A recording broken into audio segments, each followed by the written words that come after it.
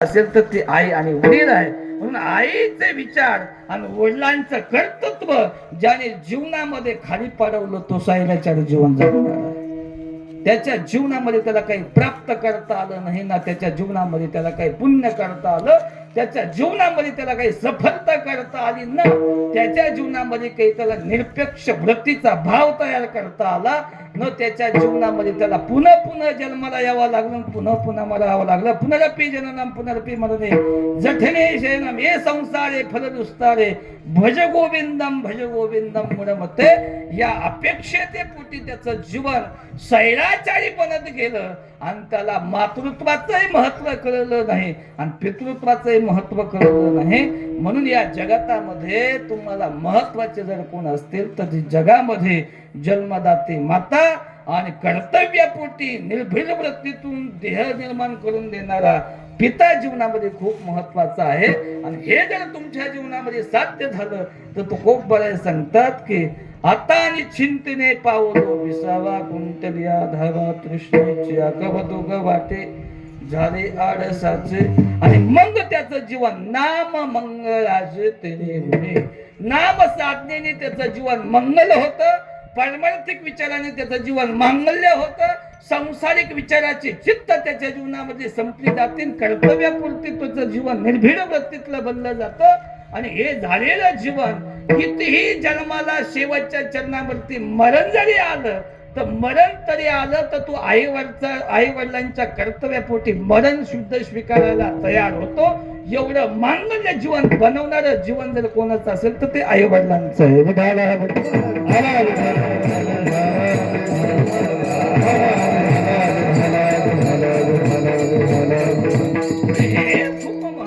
आणि म्हणून त्यांचं मांगल्य जीवन म्हणलं, निष्क्रिय जीवन म्हणलं, निर्भय वृत्तीतून तयार झालेलं जीवन म्हणलं.